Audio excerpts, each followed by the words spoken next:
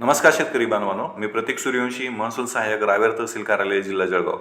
शेतकरी बांधवांनो, महाराष्ट्र शासनाने सांगितल्याप्रमाणे राज्यभरात जी अतिवृष्टी आणि पूरजन्य परिस्थिती निर्माण झाली होती, त्या नुकसानापोटी शेतकऱ्यांना रब्बी हंगामासाठी 10,000 रुपये प्रति हेक्टरी याप्रमाणे 3 हेक्टरच्या मर्यादेमध्ये मदत निधी देण्यास सुरुवात केलेली आहे.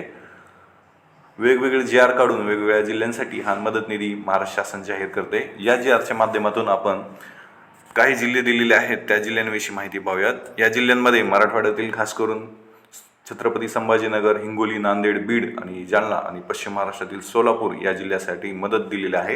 या व्हिडिओच्या माध्यमातून आपण हा जी आरविषयी माहिती पाहूयात. हे पैसे कुठल्या जिल्ह्यातील किती शेतकऱ्यांना मिळणार आहेत आणि किती निधी भेटणार आहे हे पाहू द्या. आणि व्हिडिओच्या सर्वात शेवटी हे पैसे कसे येणार आपल्या अकाउंटला शेतकऱ्यांचं ही माहिती पाहूयात. यासाठी व्हिडिओ संपूर्ण पहा अशी मी विनंती करतो. शेतकरी बांधवांनो, आपण पाहू शकता महाराष्ट्र शासनाचा हा जी आर 4 नोव्हेंबर 2025 रोजी महसूल आणि वन विभागांतर्गत आलेला आहे. आणि हा जी आर राज्यात जी काही अतिवृष्टीने पूरजन्य परिस्थिती झाली होती त्यासाठी शेतकऱ्यांना येत्या रब्बी हंगामासाठी जे काही बियाणे आणि इतर अनुषंगिक खर्च असतो तो भागवण्यासाठी विशेष पॅकेज मदत जाहीर करण्याच्या संदर्भात हा जी आर आहे. आता आपण थेट कुठल्या जिल्ह्याला किती मदत येणार आहे ही पाहूया. तेथील बाधित शेतकऱ्यांची संख्या पाहूया. डिटेल सगळी माहिती या व्हिडिओच्या माध्यमातून आपण पाहूया. सर्वप्रथम आपण छत्रपती संभाजीनगर याविषयी माहिती पाहूयात. छत्रपती संभाजीनगर येथील जे काय 10,000 प्रति हेक्टरी याप्रमाणे 3 हेक्टरच्या मर्यादेमध्ये जी काही मदत आहे ती मदत देण्यासाठी बाधित शेतकऱ्यांची संख्या आहे खूप मोठी प्रमाणात आहे. 6,88,345 या 6,88,345 शेतकऱ्यांना जवळपास निधी जो आहे 608.95 कोटी 68 लाख इतका निधी भेटणार आहे. शेतकऱ्यांनो हा निधी लाखामध्ये दिलेला आहे, तो तुमच्या सोयीसाठी मी कोटीत कन्वर्ट करून सांगतो. आणखी एकदा माहिती पाहूयात. छत्रपती संभाजीनगर येथील बाधित शेतकऱ्यांची संख्या आहे 6,88,345 आणि या सर्व बाधित शेतकऱ्यांना भेटणार आहे 608.95 कोटी रुपये.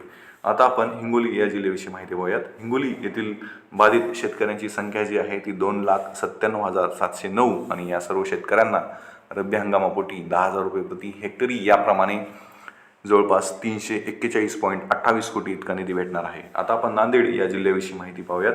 नांदेड या जिल्ह्यातील बाधित शेतकऱ्यांची संख्या ही खूप मोठी आहे, खूप प्रचंड आहे.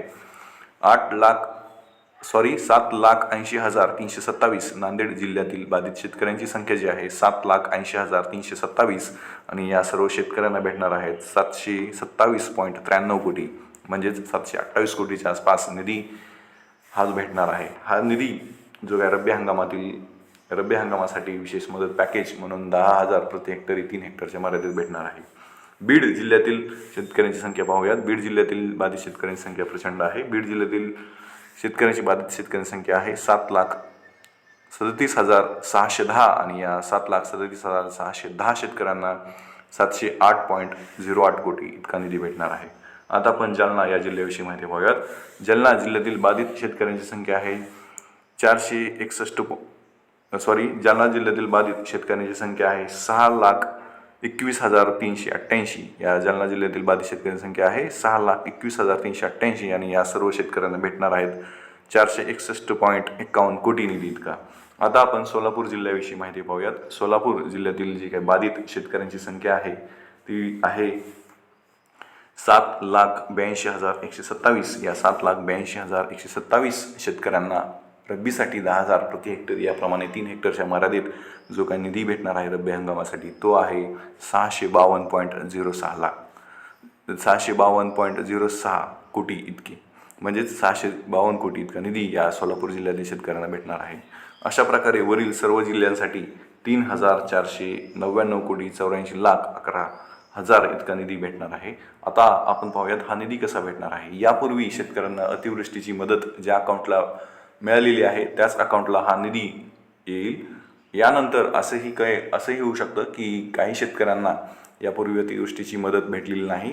ती अतिवृष्टीची मदत भेटण्याचे मुख्य 2 कारण होती. सर्वप्रथम त्यांनी ॲग्रिस्टॅकवर फार्मर आय डी काढून घेतलेला नसेल त्या शेतकऱ्यांना ही मदत आलेली नाही. आणि दुसरं कारण म्हणजे ज्यांनी ॲग्रिस्टॅकवर फार्मर आय डी काढलेलं नाही परंतु ज्यांनी तलांडांकडे पंचनामे करून नोंद केलेली आहे त्यांचे पैसे आलेत, परंतु त्यानंतरही काही शेतकऱ्यांनी यानंतर काही शेतकऱ्यांनी ॲग्रीस्टॅकवर फार्मर आय डी काढलेला आहे आणि पंचनामे पण दिलेले आहे, शेतकऱ्यांकडे नोंद दिलेली आहे. अशा दोन्ही शेतकऱ्यांना ह्याचे पैसे येऊन जातील अशी मी खात्री देतो आणि अशी माहिती या GRच्या माध्यमातून आलेली आहे. आपण पाहू शकता अशाच प्रकारचे नवनवीन शासन निर्णय, नवनवीन GR, नवनवीन अपडेट्स पाहण्यासाठी तुम्ही माझं चॅनल नक्कीच सबस्क्राईब करा.